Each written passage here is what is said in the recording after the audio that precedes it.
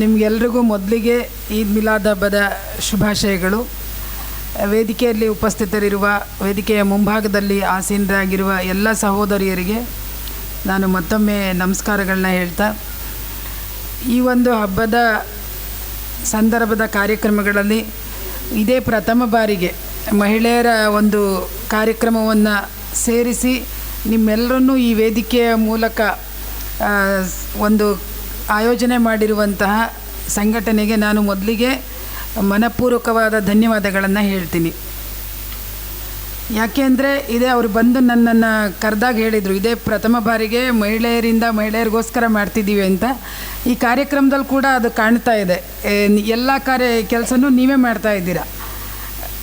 ಕೆಲವೊಂದು ಸರ್ತಿ ಮಹಿಳಾ ಕಾರ್ಯಕ್ರಮ ಅಂತಿರುತ್ತೆ, ಅದರಲ್ಲಿ ಅರ್ಧ ಪುರುಷರೇ ನಿರ್ವಹಣೆ ಮಾಡ್ತಾ ಇರ್ತಾರೆ.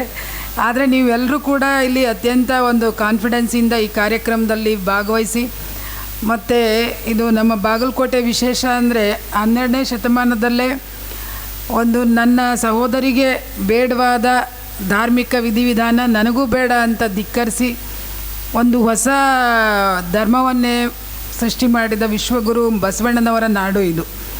ಆ ನಾಡಿನಲ್ಲಿ ಮಹಿಳೆಯರಿಗೋಸ್ಕರ ನಮ್ಮ ಈ ಒಂದು ಅಂಜುಮನ್ ಸಂಘಟನೆಯವರು ಮಹಿಳೆಯರ ಒಂದು ಕಾರ್ಯಕ್ರಮವನ್ನು ಆಯೋಜನೆ ಮಾಡ್ತಾ ಇರೋದು ನಿಜವಾಗ್ಲೂ ಕೂಡ ಅರ್ಥಪೂರ್ಣ ಮತ್ತು ಮಹತ್ವದ ಸಂದೇಶವನ್ನು ಇಲ್ಲಿಂದ ಬೇರೆಯವ್ರಿಗೂ ಕೂಡ ತಲುಪಬೇಕು. ಆ ನಿಟ್ಟಿನಲ್ಲಿ ಇದಾಗಲಿ ಅಂತ ನಾನು ಆಶಿಸ್ತೀನಿ. ಯಾಕೆಂದರೆ ಆ ಸಂದರ್ಭ, ಧರ್ಮ ಹುಟ್ಟುವ ಸಂದರ್ಭದಲ್ಲಿ ಯಾವ ಮಹಾನ್ ವ್ಯಕ್ತಿಗಳಿಗೂ ಕೂಡ ಅವರ ಮನಸ್ಸಲ್ಲಿ ಯಾವಾಗಲೂ ಯಾವುದೇ ರೀತಿಯ ಭೇದ ಭಾವ ಯಾರಿಗೂ ಇಲ್ಲ.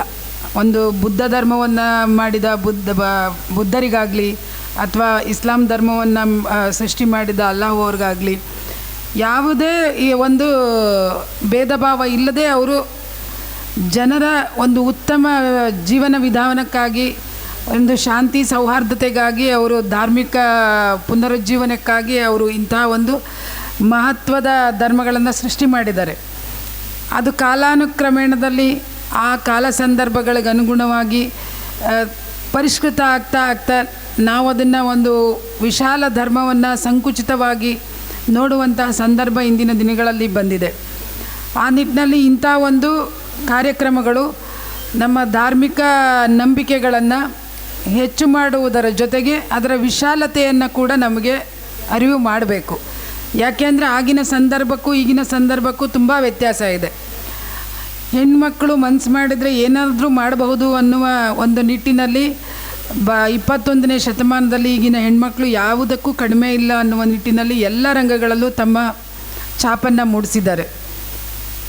ಮಹಿಳೆಯರಿಗೆ ಪುರುಷರಿಗಿಂತ ವಿಶಿಷ್ಟವಾದ ಹೆಚ್ಚಿನ ಶಕ್ತಿ ಇದೆ ಅನ್ನೋದು ಎಲ್ಲರ ಮನೆಗಳಲ್ಲೂ ಅರಿವಿದೆ, ಅವರೆಲ್ಲರಿಗೂ ಕೂಡ ಗೊತ್ತಿದೆ. ಆದರೆ ಅವಕಾಶಗಳ ಕೊರತೆಯಿಂದ ಅವರು ಗೃಹ ಕೃತ್ಯಕ್ಕೆ ಅಥವಾ ಇನ್ನಿತರೆ ಕೆಲಸ ಕಾರ್ಯಗಳಿಗೆ ಸೀಮಿತರಾಗಿರ್ತಾರೆ.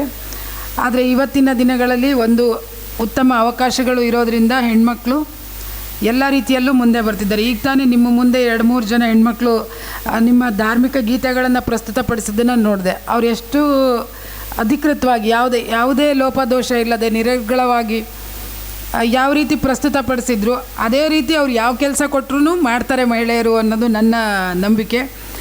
ಆ ನಿಟ್ಟಲ್ಲಿ ಈ ಒಂದು ಸಮಾರಂಭ ಆಯೋಜನೆ ಮಾಡಿರೋದು ಅತ್ಯಂತ ಒಳ್ಳೆಯ ಬೆಳವಣಿಗೆ. ಇದು ಪ್ರತಿ ವರ್ಷ ಆಗಬೇಕು ಮತ್ತು ಇದರ ವ್ಯಾಪ್ತಿ ಕೂಡ ವಿಸ್ತಾರ ಆಗಬೇಕು. ಯಾಕೆಂದರೆ ಶಿಕ್ಷಣದಿಂದ ಮಾತ್ರ ಉತ್ತಮ ಕುಟುಂಬ ಮತ್ತು ಉತ್ತಮ ಸಮಾಜ, ಉತ್ತಮ ರಾಷ್ಟ್ರ ನಿರ್ಮಾಣ ಸಾಧ್ಯ ಆಗುತ್ತೆ ಮತ್ತು ಉತ್ತಮ ಆರೋಗ್ಯವಂತ ಸಮಾಜವನ್ನು ನಿರ್ಮಾಣ ಮಾಡೋಕ್ಕೆ ಸಾಧ್ಯ ಆಗುತ್ತೆ. ಆ ಒಂದು ದಿಸೆಯಲ್ಲಿ ಎಲ್ಲ ಮಹಿಳೆಯರು ಒಂದು ಶಿಕ್ಷಣದ ಸದುಪಯೋಗವನ್ನು ಪಡ್ಕೊಂಡು ಅವರ ಮನೆತನ ಮತ್ತು ಅವರ ಕುಟುಂಬ ಮತ್ತು ದೇಶಕ್ಕೆ ಒಂದು ಒಳ್ಳೆಯ ಆಸ್ತಿ ಆಗಬೇಕು.